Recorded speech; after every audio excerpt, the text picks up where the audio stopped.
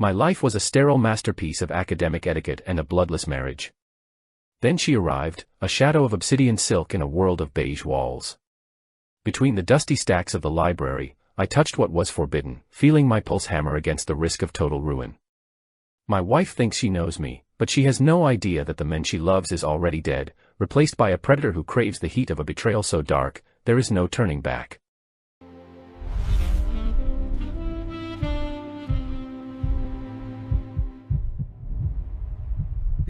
In our Connecticut home, even the dust motes seemed to obey the laws of thermodynamics and academic etiquette. I sat across from Martha, watching her silver knife bisect a piece of whole wheat toast into 4 perfectly equal squares. She was the embodiment of alabaster coolness, her blonde hair pinned back with surgical precision. Every morning felt like a rehearsal for a play that had long since lost its audience, yet we performed our roles with the grim dedication of seasoned actors. The silence between us was not empty, it was a heavy, suffocating weight that tasted of stale air and unwashed expectations. Martha's gray eyes remained fixed on the departmental budget report as she chewed with rhythmic, mechanical grace. She spoke of the upcoming symposium and the necessity of renewing our homeowner's insurance in the same flat, clinical tone. To her, our marriage was a flawlessly edited manuscript, scrubbed clean of any messy emotional outbursts or spontaneous desires. I listened to the scratching of her fountain pen against the heavy bond paper, a sound that felt like a needle skipping over a record. It was the sound of a life being measured out in committee meetings and tenure reviews, a slow erosion of anything resembling a soul. I looked down at my own hands, resting motionless on the white linen tablecloth. They appeared startlingly pale in the morning light, almost translucent, as if the blood beneath the skin had turned to thin, gray ink. At 40 years old, I had become a fixture of this bleached landscape, as much a part of the colonial furniture as the mahogany sideboard. The diamond-patterned windows cast long, skeletal shadows across the floor, and I felt a sudden, frantic urge to press my palms against the glass just to confirm I was still solid. I was a professor of literature who had forgotten how to feel the poetry of his own existence. My leather briefcase sat on the chair beside me, a heavy, dark presence in our bright, sanitized kitchen. Inside lay a term paper submitted late the previous evening, a stack of pages that felt like a live wire tucked among my dry lecture notes. It did not smell of the library cedar shavings or the metallic tang of the office printer. Instead, a scent of crushed cloves and something animalistic, something raw and unrefined, drifted toward me every time I shifted in my seat. It was a sensory intrusion that felt like a slap in the face of our quiet, suburban morning, a reminder of a world that did not care for etiquette. I reached into the bag and allowed my fingers to graze the edge of the parchment, half expecting it to burn me. A single, vibrant smudge of ochre stained the corner of the top sheet, a messy thumbprint that defied the sterile white borders of the page. It was a mark of life, of heat, of a body that moved through the world with a reckless disregard for margins. As my skin met that rough texture, a jolt of electricity raced up my arm, settling deep in my chest. This was not merely a student's work, it was a calculated subversion of everything I had built, a silent declaration of war against my carefully curated boredom. Zola's laughter echoed in my memory, a sound far too loud for the hallowed halls of the English department. She was a silhouette of midnight ink against the beige walls of my office, her presence a constant challenge to my self-imposed restraint.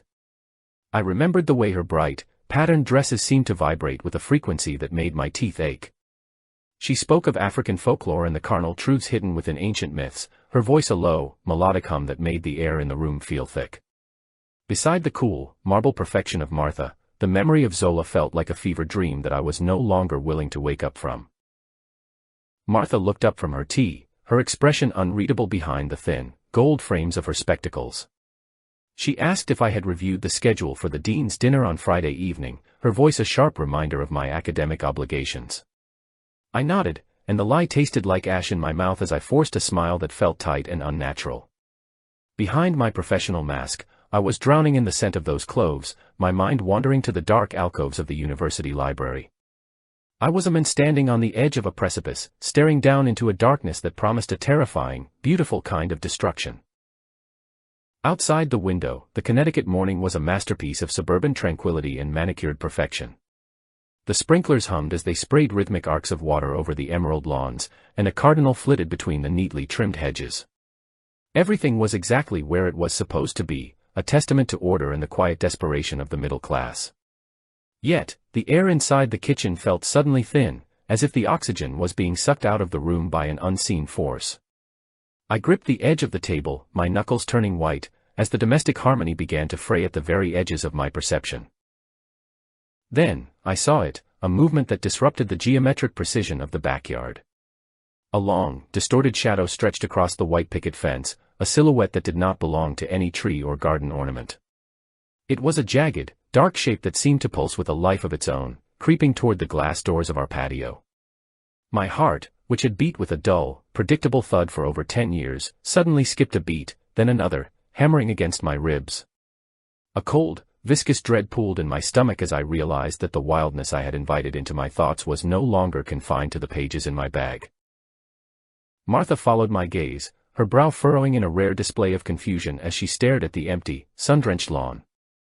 For her, there was nothing there but the grass and the light, but I could feel the presence of something ancient and hungry pressing against the house. The silence of the kitchen was suddenly shattered by a sharp, metallic snap, like a bone breaking under immense pressure. I stood up so abruptly that my chair scraped across the hardwood floor with a violent, jarring screech. The security of my world had vanished in a single heartbeat, replaced by a raw, unadulterated fear that tasted of copper and the coming storm. My office at the university was a mausoleum of beige walls and ivory-colored filing cabinets, a space where thought went to be catalogued and buried.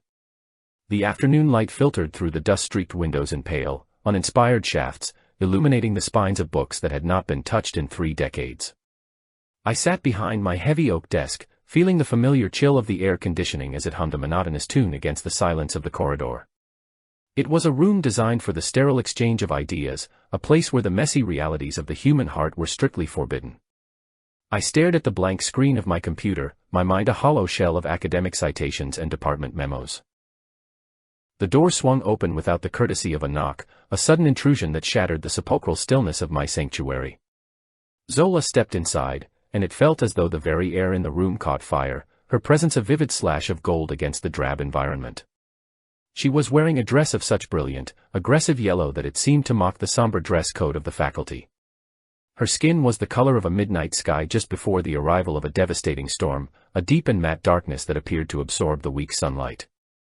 She did not ask for permission to enter, she simply claimed the space as if she had always owned it, bringing a chaotic energy with her. She dropped a thick stack of papers onto my desk, the sound of the impact echoing like a gunshot in the small, stifling room. A wave of her perfume hit me, a heavy, intoxicating blend of crushed cloves, damp earth, and some nameless, musky flower that grew only in deep shadows. It was a scent that belonged in a jungle, not among the scentless corridors of a New England college. I looked down at the title of her thesis, the words, Eroticism and Identity in Sub-Saharan Folklore, staring back at me in bold, black ink. The pages felt warm, as if they had been pressed against her body, and I found my breath hitching in my throat as I reached out to touch the paper. Zola leaned back against the door, crossing her arms with a fluid grace that made me feel suddenly, painfully clumsy in my own skin. She laughed then, a rich and resonant sound that vibrated through the floorboards and rattled the frame degrees on my wall. It was a noise that violated every unwritten rule of the department, a joyous outburst that felt like a sacrilege in this temple of quiet contemplation.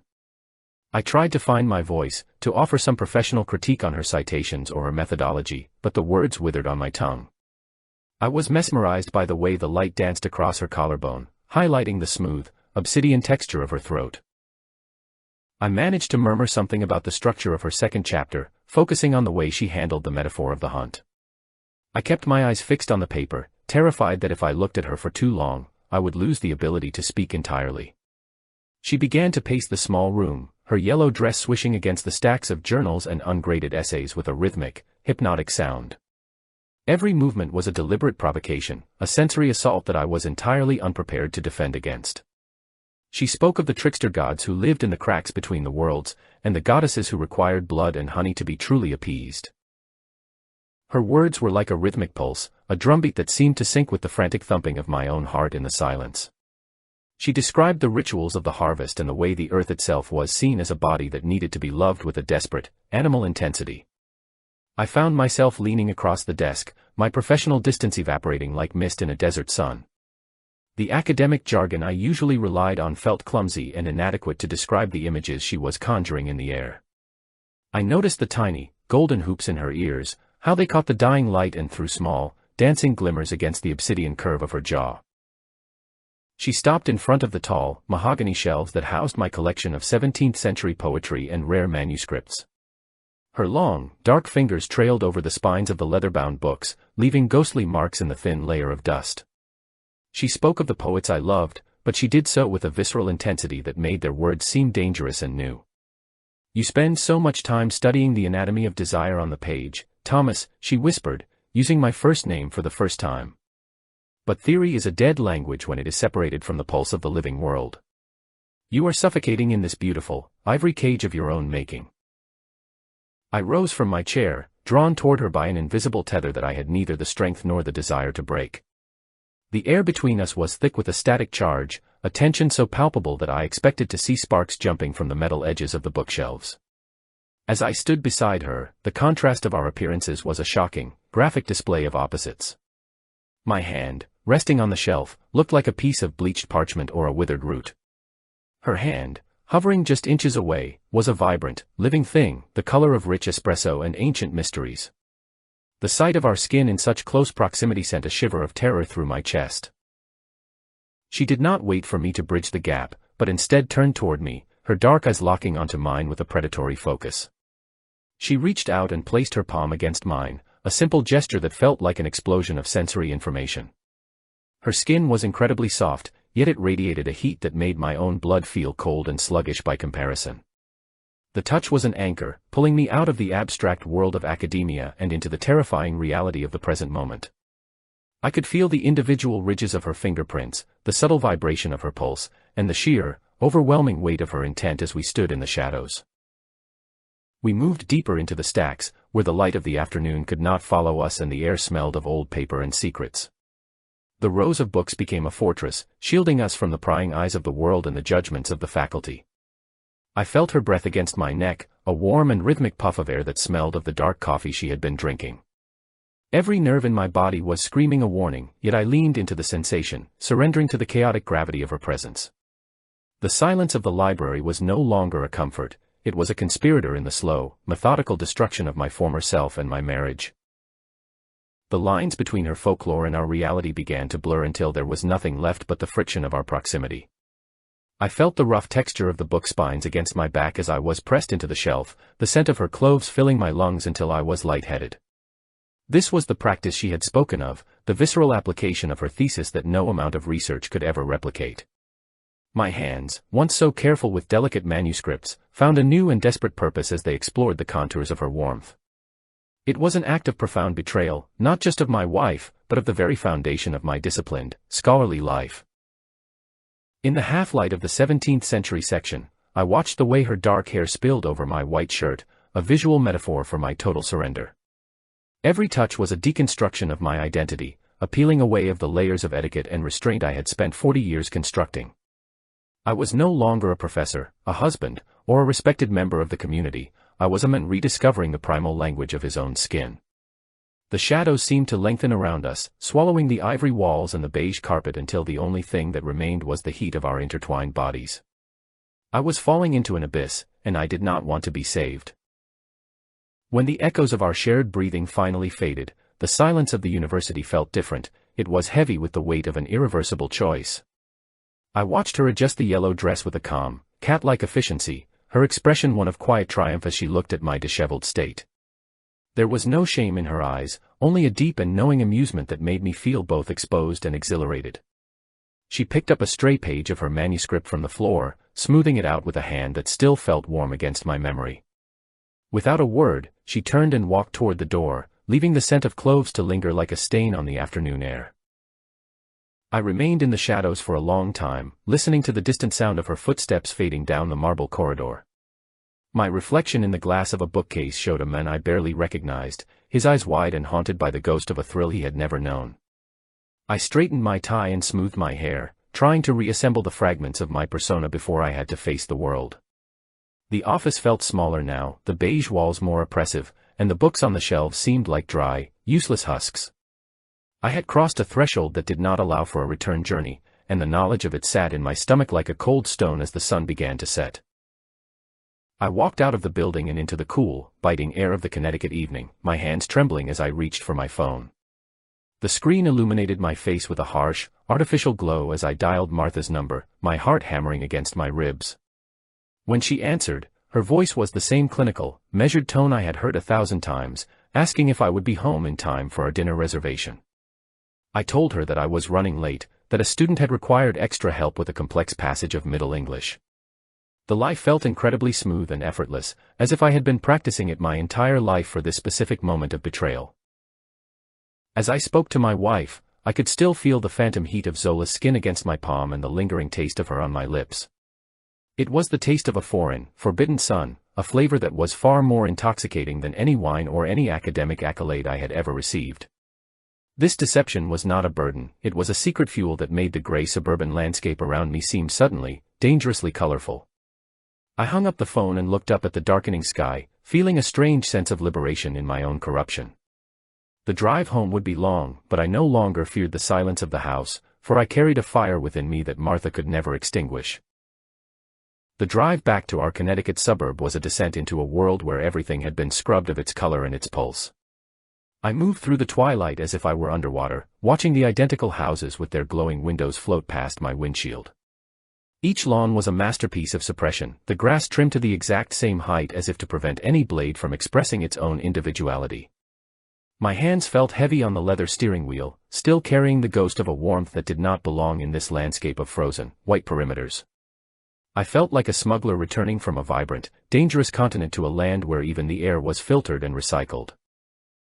When I stepped through the front door, the smell of lavender and expensive floor wax hit me like a physical barrier, intended to neutralize the scent of cloves still clinging to my skin. Martha was already there, standing in the center of our perfectly symmetrical kitchen, a glass of chilled Chardonnay in her hand.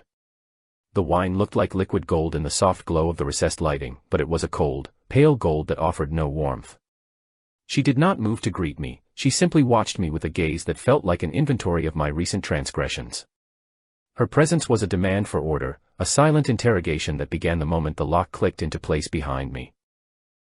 She handed me a glass of the same wine, her movements as precise and rehearsed as a performance at the ballet.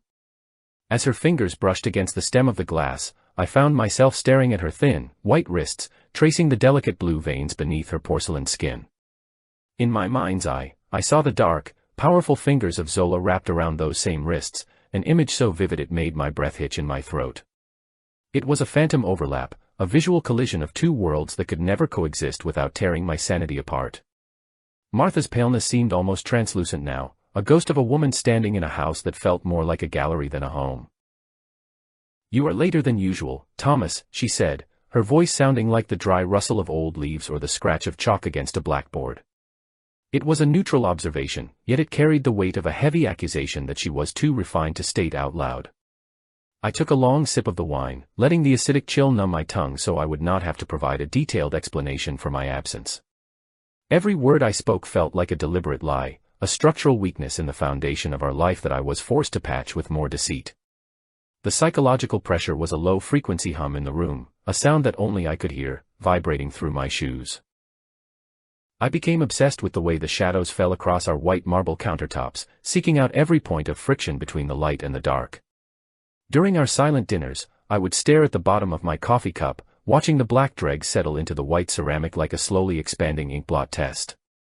The contrast was the only thing that made sense to me anymore, a visual representation of the war being fought within my own soul.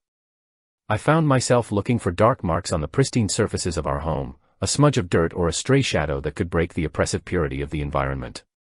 My life had become a series of binary choices. My irritation grew like a weed in the cracks of our routine, flourishing in the moments when Martha's perfection felt most acute. Small things, like the way she aligned the salt and pepper shakers or the meticulous way she folded her linen napkins, began to grate on my nerves like sandpaper. I found myself snapping at her over trivialities, my voice sharp and jagged in the quiet air of our dining room. She would simply pause, her eyes narrowing as she studied my face for some clue to my sudden descent into volatility. The silence that followed these outbursts was even worse than the noise, a heavy, expectant void that I did not know how to fill without confessing. To escape the sanitized misery of the suburb, I began to meet Zola in the decaying motels that clung to the edges of the state like barnacles on a ship. These were places of neon signs and stained carpets, where the air smelled of stale cigarettes and the desperate, temporary lives of strangers. The noir aesthetic of these rooms felt more honest to me than the luxury of my own house, providing a gritty backdrop for our forbidden connection. In the flickering light of a television screen or a buzzing street lamp, the world of academia and tenure felt like a distant, irrelevant dream. Here, among the cracked tiles and the smell of industrial cleaner, I could finally breathe. The sheets in these rooms were always thin and rough, a tactile reminder of the transience of our encounters and the danger we were courting. Zola would arrive late, her presence filling the cramped space with that same intoxicating scent of cloves and heat that haunted my office. In the half-light, her skin seemed to merge with the shadows, making her appear like a creature born from the darkness itself. The contrast of my pale body against hers was a graphic realization of my betrayal, a visual signature of my decline. Every touch was an act of rebellion against the life I had built, a slow dismantling of the professor until only the raw, aching core of the man remained. Zola used her knowledge of folklore not just as a subject of study, but as a weapon to reshape my perception of our affair. She spoke of ancient goddesses who demanded the total destruction of the old self before a new, more powerful spirit could be born from the ashes. She reframed our infidelity as a sacred rite of passage, a ritual of rebirth that required me to shed the skin of my suburban existence. She would whisper stories of men who were led into the deep woods by spirits, never to return to their wives or their hearths, their lives changed forever by a single night. I listened to her voice as if it were a siren song, allowing her words to wash away my morality. One evening, in a room that smelled of rain and old copper, she bit down on my shoulder with a sudden, sharp intensity that made me gasp. It was a mark of ownership, a physical branding that she knew I would have to hide beneath the starched white collars of my professional attire. The pain was a grounding sensation, a needle of reality that pierced through the haze of our lust and reminded me of the stakes. I looked in the mirror the next morning, staring at the purple bruise that stood out so starkly against my pale, unblemished skin. It was a secret I carried with a perverse kind of pride, a hidden scar that identified me as a citizen of her dark, secret world. I became an expert at the art of concealment, adjusting my ties and buttoning my shirts to the very top to hide the evidence of my double life. The ritual of dressing for work became a daily exercise in deception, a way to build a wall between the men who lived in the light and the men who thrived in the dark. I would stand before the bathroom mirror, checking for any stray hair or smudge of makeup that could give me away to Martha's observant eyes. The tension of this constant vigilance was exhausting, yet it was also the only thing that made my heart race. I was addicted to the risk of being caught, a sensation that was far more potent than any academic achievement. Martha's voice started to sound like the screech of a rusted gate, a grating noise that pulled me back into a reality I no longer wanted to inhabit. She began to ask more frequent questions about my research, her tone laced with a subtle, sharp edge that suggested she was sensing the shift in the atmosphere. "You seem different, Thomas," she remarked one evening as she watered the ferns in the sunroom, her back turned to me. "It is as if you are physically here, but the rest of you has drifted off to some place I cannot follow." I watched her hands move among the green leaves, and for a moment, I felt a flash of genuine terror that she could see through the layers of my lies. I found myself staring at the way milk swirled into my morning tea, fascinated by the chaotic patterns created by the collision of white and brown. I could spend 20 minutes just watching the liquids mix, ignoring the newspaper and the breakfast that Martha had prepared for me. My mind was constantly searching for these visual metaphors, seeking out the places where the boundaries of things were blurred and uncertain. I was losing my grip on the solid, predictable world of my past, drifting into a realm where textures and colors were the only truths that mattered. The suburb was a canvas that had been painted over too many times, and I was looking for the cracks in the paint. In the motels, the buzzing of the neon signs outside the window became the soundtrack to our secret life, a persistent, electric hum that felt like the pulse of the city. The light would cast long stripes of pink and blue across Zola's back as she lay beside me, turning her skin into a landscape of vibrant, shifting hues. These moments were the only times I felt truly awake, disconnected from the expectations of my colleagues and the sterile requirements of my home. We spoke very little during these hours, preferring the heavy, sensory language of our bodies to the dry discourse of the university. The world outside the motel door ceased to exist, leaving only the heat of our breath. The danger of our situation became a drug that I required in increasing doses to keep the numbness of my daily life at bay. I began to take smaller and smaller precautions, leaving my phone unlocked or staying out an hour later than I should have, just to feel the rush of the near miss. I wanted Martha to ask the questions I was too cowardly to answer, yet I dreaded the moment the fragile piece of our house would finally shatter. I was walking a tightrope between two worlds, and the wind was beginning to pick up, threatening to knock me into the void below. Every time I returned to the suburb, the descent felt more painful, the contrast between fire and ice more unbearable. Zola would lean over me in the dark, her eyes glowing with an intensity that made me feel like an animal caught in the sights of a hunter. She told me that I was being purged of my mediocrity, that the pain of my guilt was merely the price of admission to a higher state of being.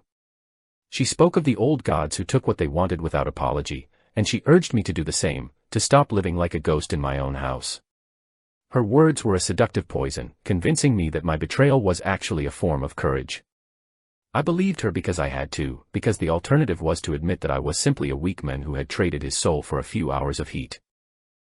The air in those motel rooms was often thick with the scent of cheap detergent and the metallic tang of old plumbing, a sensory cocktail that I began to crave.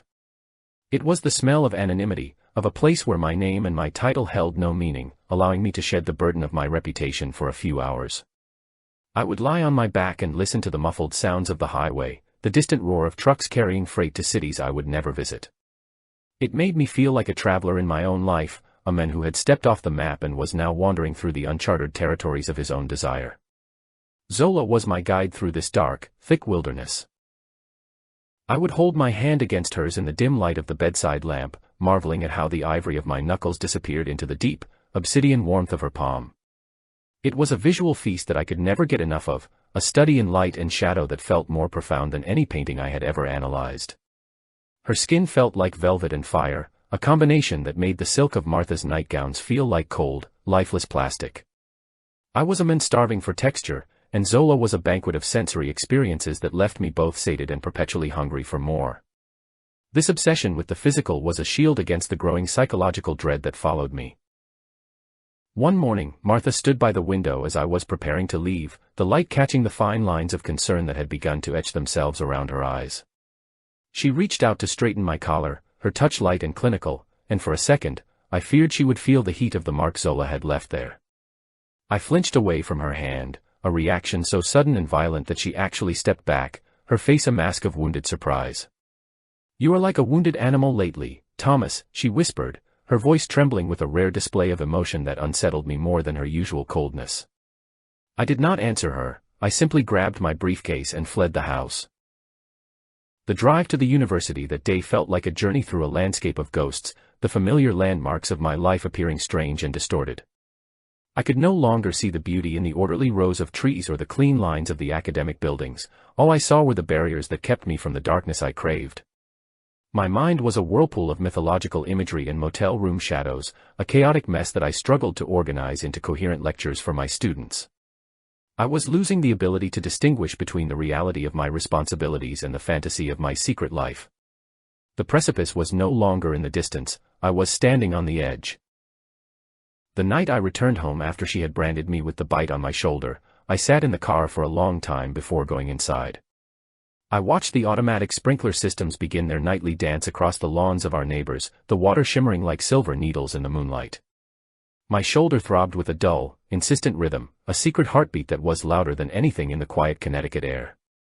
I knew that I was reaching the end of my ability to maintain this charade, that the abyss was no longer a metaphor but a physical destination.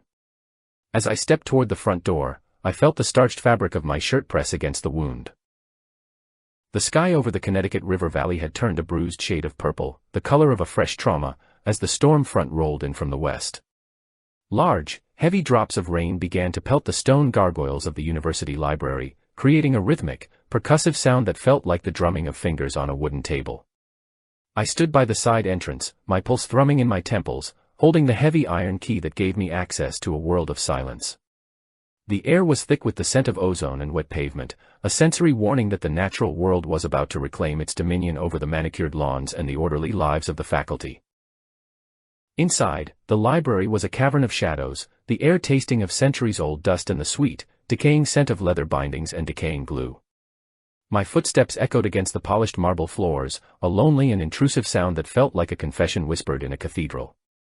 The vaulted ceilings disappeared into a murky darkness where the wisdom of the ages was stored in neat, orderly rows of suffocating silence.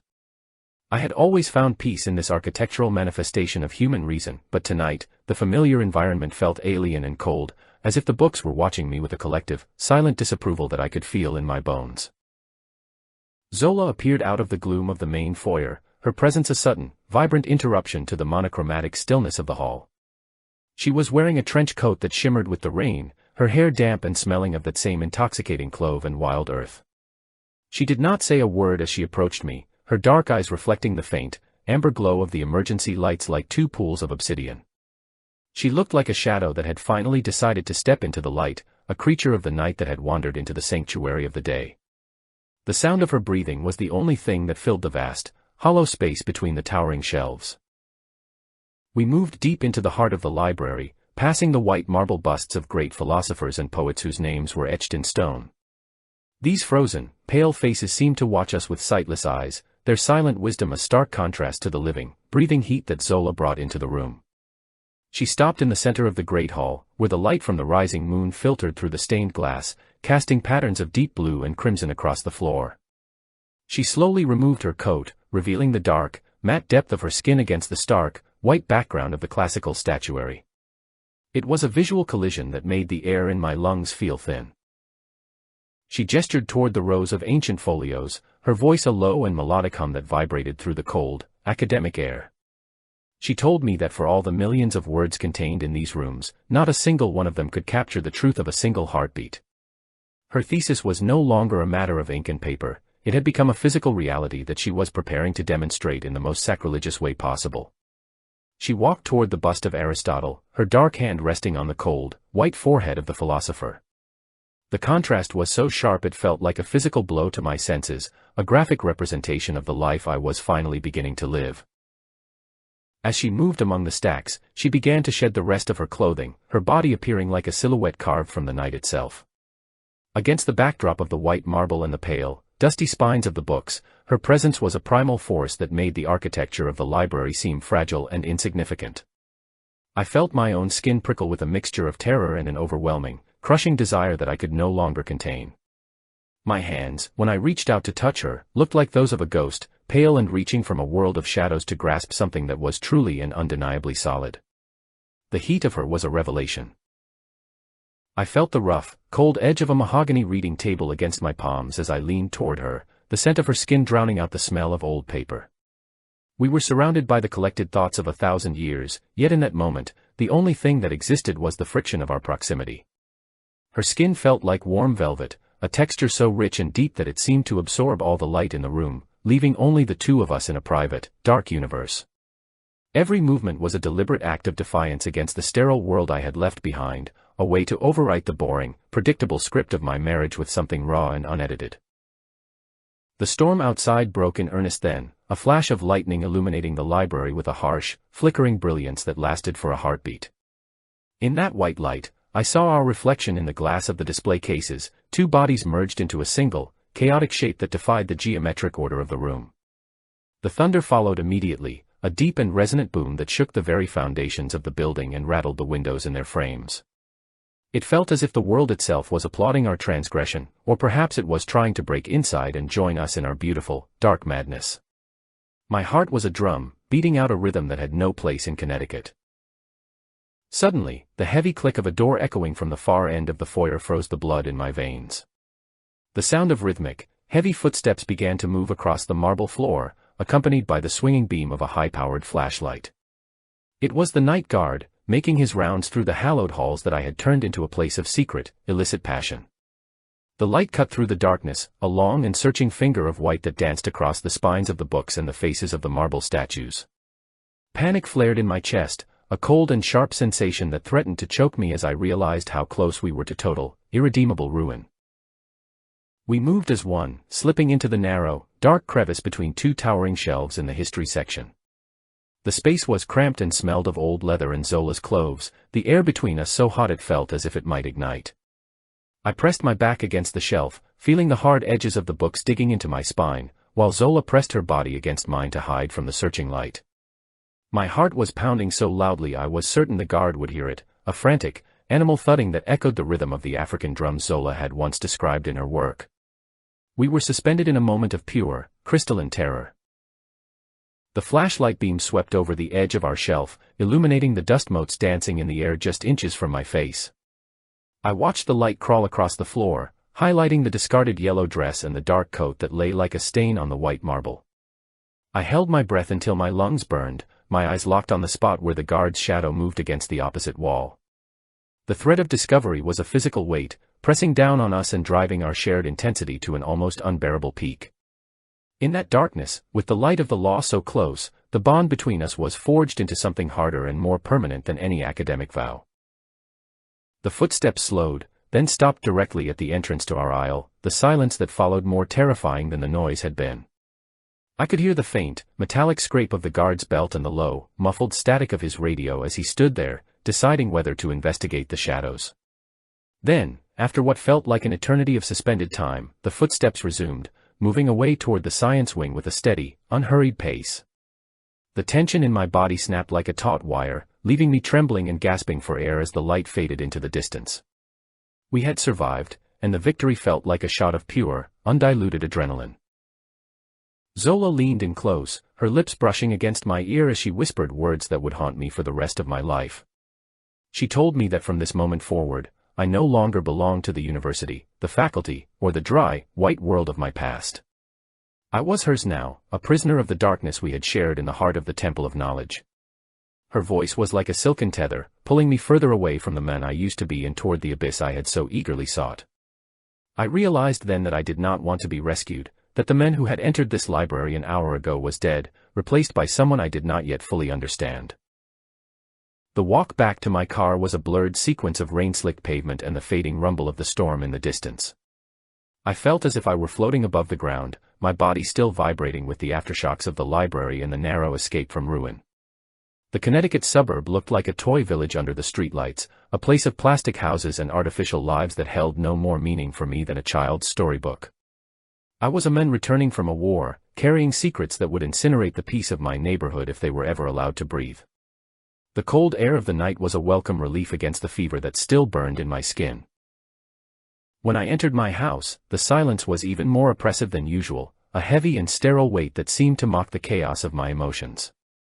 I walked into the bedroom, where Martha lay sleeping in the center of our large, white bed, her breathing as regular and mechanical as a clock. She looked like a marble statue herself, her skin a pale and bloodless white that made me feel a sudden, violent surge of revulsion. Everything about her was so predictable, so clean, and so utterly devoid of the life I had just tasted. I stood there in the shadows, watching her, and realized that I could no longer stand the sight of her unblemished perfection.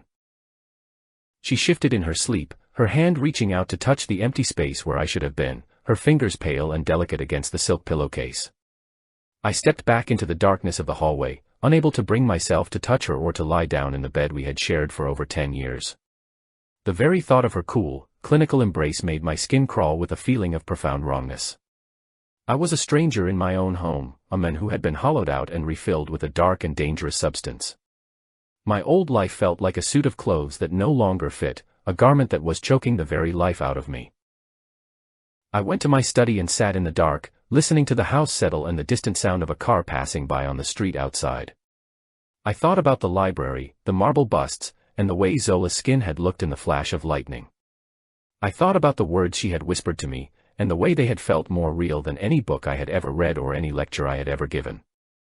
The man I was yesterday would have been horrified by what I had done, but that man was gone, burned away in the heat of the history section.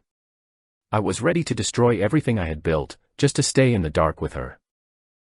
The first gray light of dawn began to creep through the blinds, illuminating the dust in the air of my study and the orderly stacks of paper on my desk. I picked up a red pen and drew a single, thick line through the first page of the manuscript I had been working on for the last 3 years. It felt like a surgical incision, a way to begin the process of cutting myself out of this sterile, suburban existence once and for all. My life was no longer a carefully edited volume of academic achievements, it was a chaotic, beautiful mess that was only just beginning to be written. I was the author of my own destruction, and for the first time, I was proud of my work.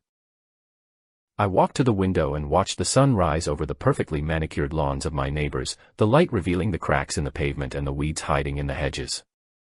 Soon, the suburb would wake up, and the residents would begin their daily rituals of pretense and politeness, unaware that a predator was living among them. I felt a sense of profound superiority as I watched them, a feeling of being awake in a world of sleepwalkers. I was no longer afraid of the consequences of my actions, I was only afraid of returning to the numbness of the light. The fire was burning, and I was more than happy to let it consume everything I once called mine. The morning began with the sound of a laundry basket being dragged across the floor, a mundane noise that suddenly felt like a tectonic shift. I was sitting in the dining room, pretending to read a journal, when the air in the house seemed to crystallize into ice. Martha had found the shirt I thought I had buried beneath a stack of old towels in the back of the closet. On the collar was a smudge of crimson so bright it looked like a fresh wound against the white cotton. She did not scream or throw the garment at me, she simply stood in the doorway, her face a mask of academic detachment, observing the evidence as if it were a specimen. The silence that followed was far more terrifying than any verbal confrontation could have been. It was a dense, airless vacuum that filled every corner of our home, making it difficult to breathe or move without feeling like an intruder. Martha moved through the rooms with a ghostly efficiency, her footsteps making no sound on the heavy rugs we had chosen together. She began to collect other fragments of my secret life with a terrifying, silent precision. A stray receipt from a motel, a faint scent of cloves lingering in the hallway, the sudden change in my schedule, all of these were catalogued and stored, building a case that was already closed. In the days that followed, the university campus became a minefield of whispers and sidelong glances that I could not ignore. Rumors had begun to circulate through the corridors like a slow-moving poison, fueled by the sudden, brazen change in Zola's behavior toward me. She was no longer content to stay in the shadows of my office or the dark corners of the library after hours. She moved through the department with a newfound, aggressive confidence, her vibrant presence a direct insult to the subdued tones of the faculty lounge. I could feel the eyes of my colleagues on my back, their judgment a cold weight that I carried through every lecture. Zola had decided to claim her place in the light, and her method was one of psychological warfare against my restraint. She stopped hiding our connection, instead choosing to highlight it at every possible opportunity during the academic day. She would wait for me in the courtyard, her bright clothing a beacon that drew every eye toward us as we spoke. She was forcing the issue, pushing me toward a confrontation that I was not yet ready to face with any degree of honesty. The power dynamic had shifted entirely. I was no longer the professor guiding a student, but a man being hunted by the very passion he had unleashed. The climax of her defiance occurred on a Tuesday afternoon during my graduate seminar on the evolution of the Gothic novel. The room was a sea of pale faces and neutral tones, a familiar environment where I usually felt a sense of absolute control over the narrative. But as I began my opening remarks, the heavy doors at the back of the lecture hall swung open with a deliberate, jarring bang. Zola walked down the center aisle, her movements fluid and unapologetic, and took a seat directly in the front row of the hall. She was wearing a dress of deep emerald silk that seemed to shimmer with every breath she took. I stood at the lectern, my hands trembling as I clutched the edges of my notes, the words on the page blurring into symbols. I tried to maintain my professional composure, but Zola's gaze was a physical force that pinned me to the spot. She sat with her legs crossed, her dark skin glowing under the harsh fluorescent lights of the auditorium, a vivid and undeniable reality. Every time I looked up from my desk, her eyes were there, filled with a mixture of challenge and desire that made the air feel suddenly thin. I began to stammer, losing the thread of my carefully prepared argument about Victorian repression and morality. The students noticed my agitation, their pens pausing over their notebooks as they exchanged confused glances in the growing silence. I could hear the hum of the ventilation system and the distant ticking of the wall clock, each second stretching out like a wire. Zola did not look away, she leaned forward slightly, her chin resting on her hand, a small, knowing smile playing on her lips. The contrast between her obsidian beauty and the sterile, white-walled room was so overwhelming that I felt a wave of vertigo. I was a man drowning in plain sight, unable to reach for the surface because I no longer wanted to leave the depths. When the lecture finally ended, I fled to my office, but the sanctuary I had built there felt compromised and small. I sat in the dark for an hour, listening to the muffled sounds of students leaving the building and the occasional chime of a distant bell. My social status, which I had cultivated for 20 years, was crumbling beneath the weight of an obsession I could not control. I was a professor of literature who had become a character in a story he no longer knew how to end. The walls were closing in, and I could feel the cold, sharp edge of the coming storm as the sun began to set over the campus. Returning home each evening felt like stepping into a refrigerated vault where the temperature was dropping by the hour. Martha had stopped asking me about my day, her voice replaced by a series of clinical gestures and averted eyes. We sat across from each other at the dinner table, the only sound being the rhythmic clinking of silver against porcelain. She watched me with a gaze that felt like a surgical scalpel, peeling back the layers of my deception to see the rot beneath.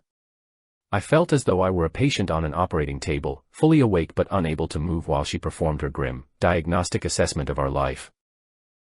The psychological toll was beginning to manifest in physical ways, making my skin feel too tight and my sleep fitful. I found myself wandering the house at 3 a.m, looking at the photographs of our wedding and our travels as if they belonged to strangers. Martha's presence in the house had become a haunting, a constant reminder of the life I was destroying with every breath. She was a woman of logic and order, and I knew she would not act out of passion or spite, but with a calculated, devastating efficiency. The wait for her move was more agonizing than the discovery itself, a slow torture of the mind. One night, the inevitable confrontation finally arrived with a quiet, devastating finality that I had not expected. I was in my study, surrounded by the shadows of my books, when the door opened and Martha walked in without a sound. She did not turn on the light, she simply stood in the glow of my desk lamp, her face pale and composed. She carried a thick envelope in her hand, the weight of it suggesting a lifetime of secrets caught in a single package. She did not look like a woman who had been betrayed, she looked like a judge who had already reached a verdict and was now merely delivering the sentence. She walked over to my desk and emptied the contents of the envelope onto the polished mahogany surface with a flick of her wrist. A dozen photographs spilled out, their glossy surfaces catching the light and revealing the graininess of high-speed film. I looked down and saw my own face, captured in the neon glow of a motel parking lot, my arm wrapped around Zola. Other photos showed us through the window of a cafe, our heads bent close together, and one particularly clear shot of us entering the library after hours. The private investigator had been thorough, capturing every moment of my descent into the dark. Martha leaned against the edge of the desk, her arms crossed over her chest, her voice a low, level vibration in the room. She did not raise her voice once as she laid out the terms of the deal she had prepared for my survival. She offered me a choice: I could end the affair immediately and take a year of sabbatical to save our marriage and my reputation. If I agreed, the photographs would be destroyed, and we would move away from the university to start over in another state. It was a lifeline thrown to a drowning man, a way to return to the sterile, white paradise I had once called my own. The alternative was equally clear and delivered with the same cold, analytical precision that she used for her research papers. If I refused her deal, she would take the evidence to the board of trustees and the dean, ensuring that my career ended in a scandal. I would be stripped of my tenure, my standing in the academic community would be erased, and I would be left with nothing but the clothes on my back. She gave me until the following morning to make my decision, her eyes never leaving mine as she spoke. She was offering me a chance to edit my life back into a respectable manuscript. When she left the room, the silence returned, but it was no longer heavy with anticipation, it was the silence of a grave. I looked down at the photographs again, spread out across the desk like a tarot deck of my own making. I saw the way I looked in those pictures, haggard, frantic, but undeniably, terrifyingly alive in a way I had never been with Martha. The shame I was supposed to feel was absent, replaced by a profound sense of recognition. This was the man I had become in the shadows, the man who had traded his status for the scent of cloves and the heat of another person's skin. I reached out and touched the glossy surface of a photograph showing Zola's hand resting on my shoulder in the dark. These images were intended to be my downfall, the ultimate proof of my moral failure and my lack of professional ethics. But as I studied the contrast of her dark skin against the pale fabric of my coat, I realized that I could not return to the light. Martha's deal was a prison sentence disguised as a rescue mission, a way to trap me back in the beige world of Connecticut symposia. I saw the truth of my reality in those grainy shadows, and for the first time, I felt no desire to hide it. The photographs were not a record of a crime, but a map of a territory I had only just begun to explore with her. I thought about the university, the lectures, and the quiet respect of my peers, and found that the weight of those things meant nothing. I was willing to let it all burn, to watch the ivory tower crumble into ash, if it meant I could stay in the world the photos depicted. The conflict that had been tearing me apart for months was suddenly resolved with a sharp, crystalline clarity. I did not want to be saved, I wanted to be consumed by the fire I had started in the library. I sat there until the first light of dawn began to touch the edges of the curtains, illuminating the evidence of my betrayal once more. I knew what I had to do, and it had nothing to do with the deal Martha had offered me in the middle of the night. I began to gather my own documents, the information I had been quietly collecting about Martha's family and their hidden financial history.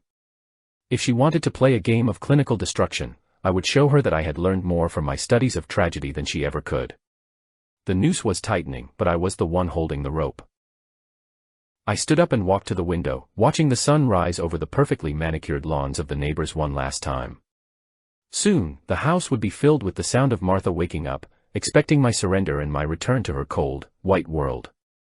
I felt a surge of adrenaline that made my heart race, a sensation that was far more intoxicating than the wine we used to share. I was no longer afraid of the consequences of my choice, for I had already stepped off the precipice. As I turned back to my desk, I swept the photographs into a neat pile, smiling at the image of the man I used to be. The morning sun rose over our Connecticut driveway, casting long, accusing shadows that Martha surely mistook for the bars of my new cage. I sat at the mahogany table, watching her pour coffee with the same surgical precision she had used to deliver her ultimatum the night before. She looked triumphant, her pale features set in a mask of graceful mercy that made me want to laugh out loud. She truly believed that a few grainy photographs of a motel parking lot were enough to tether a man who had already tasted the sun. My briefcase sat on the floor, heavy with a different kind of ammunition that would change the course of our lives forever.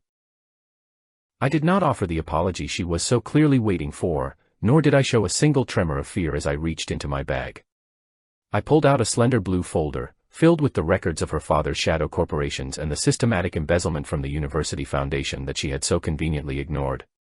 As I slid the documents across the table, I watched the color drain from her face, leaving her even more translucent than before.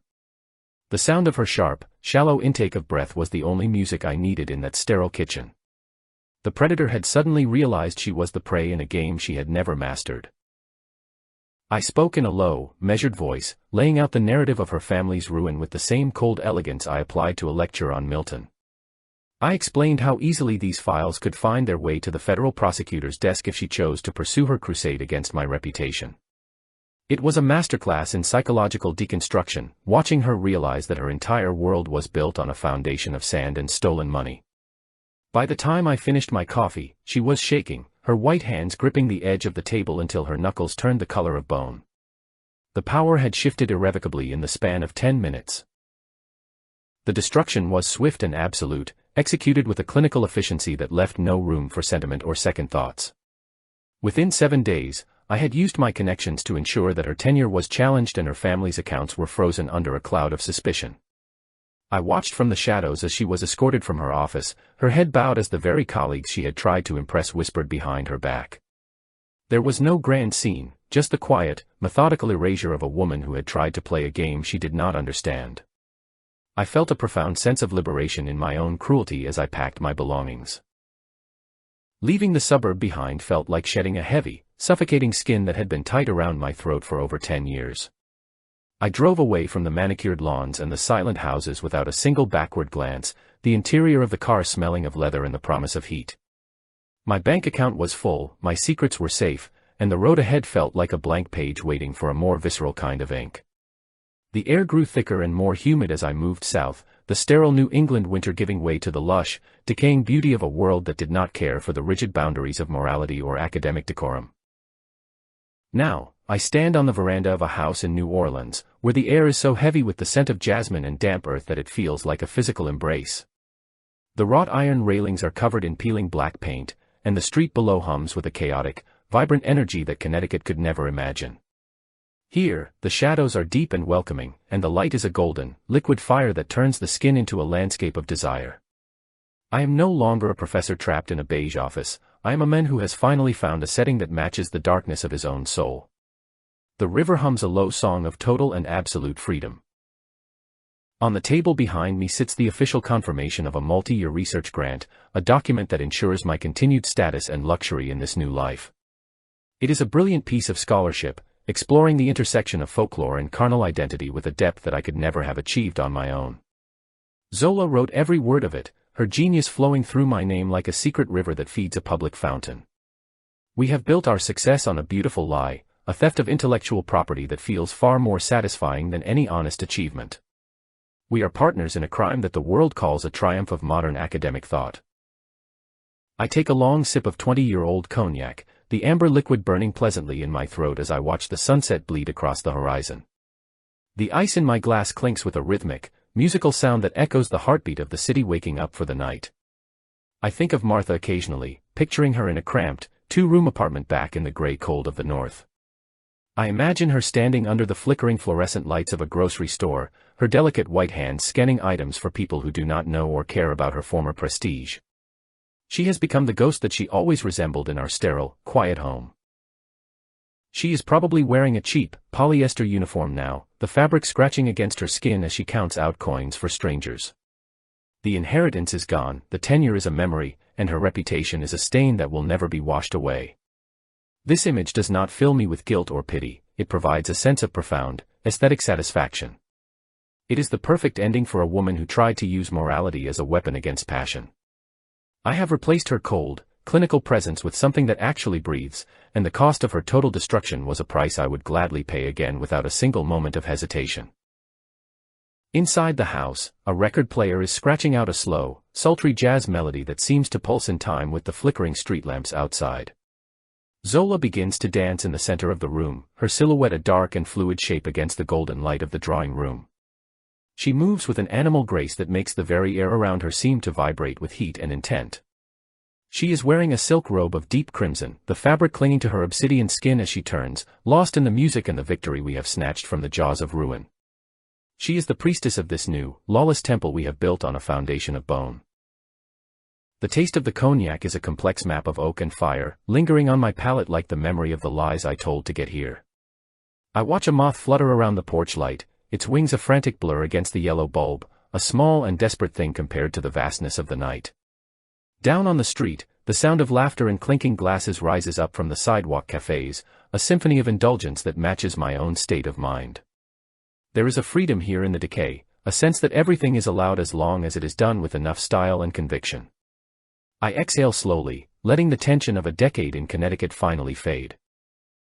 I imagine the cold, biting wind of a New England December whistling through the cracks in Martha's window, a stark contrast to the balmy breeze I am enjoying. She probably sits alone at a small, formica table, eating a meal that tastes of nothing but regret and bitter disappointment. The silence in her apartment must be deafening, a hollow void where our academic discussions and shared plans used to reside. She is a woman of the mind, and now she has nothing but her thoughts to keep her company in the dark. I find a peculiar beauty in the symmetry of her fall, a poetic justice that she, as a scholar of literature, would surely appreciate. The research grant is more than just money, it is the ultimate validation of my superiority over the system that once tried to crush me. Every time I see my name printed on the university letterhead, I feel a surge of pride in the sheer audacity of our deception. Zola is the silent architect of my continued prestige, her brilliant insights into the folklore of the flesh providing the intellectual weight I lacked. We laugh about it sometimes, late at night when the house is quiet and the city is just a hum in the distance. We are a two-person conspiracy, a shadow faculty that has successfully infiltrated the very heart of the academic establishment. I watch her from the doorway, my heart full of a dark and uncomplicated happiness that I never thought possible. There has been no punishment for my betrayal, no karmic retribution for the lives I have shattered to get here. I have discarded the heavy burden of my conscience like a piece of unwanted luggage, and the result is a clarity of purpose that is intoxicating. The world does not belong to the virtuous or the honest, it belongs to those who are willing to seize what they want with both hands and hold on until the light fades. I am the hero of a story that is profoundly, beautifully unfair, and I am thriving in the wreckage. Zola stops her dance and looks at me, her eyes reflecting the dying light of the sun with a fierce, knowing intensity that burns. She knows exactly what it took to bring us to this veranda, and she does not ask for repentance any more than she offers it.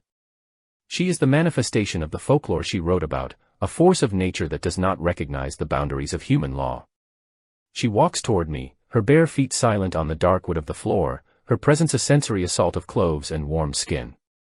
The contrast of her dark beauty against the rich colors of the room is my constant, living obsession, a visual feast that never ends. She reaches out and takes my hand, her long, dark fingers intertwining with my own pale ones in a slow, deliberate movement. We stand there for a long time, looking out at the city as the first stars begin to appear in the velvet sky. Our hands together are a graphic final point, a visual testament to the triumph of the flesh over the word.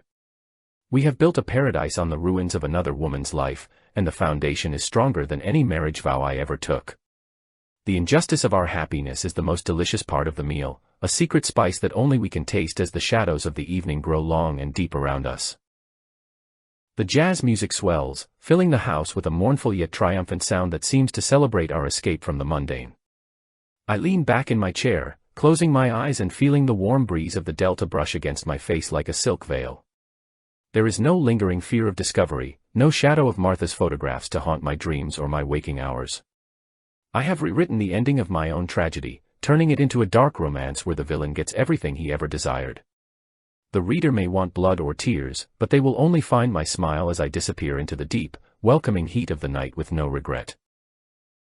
I squeeze Zola's hand, feeling the strength and the heat that radiates from her, a constant reminder that I am finally, truly alive. The whitewashed world of my past is a ghost that has no power over me here in the colorful, humid embrace of the South. We are the architects of our own destiny, and if that destiny is built on betrayal and theft, then so be it. I have found my truth in the contrast of our skin and the rhythm of the drums that only we can hear in the dark. The story is over, and I am the only one left standing in the light, holding the hand of the darkness I chose. It is a victory that tastes of copper, cloves, and expensive wine. As the final notes of the trumpet fade into the sounds of the street, I realize that I have never felt more at peace with my own corruption. The sense of injustice that would outrage a lesser man is my greatest comfort, a sign that I have finally broken free from the mediocrity of the masses. I look at Zola one last time before we go inside, her skin glowing like polished mahogany in the moonlight.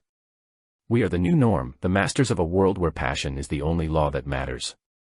The darkness is not coming for us, we are the darkness, and we have already won the only war worth fighting for.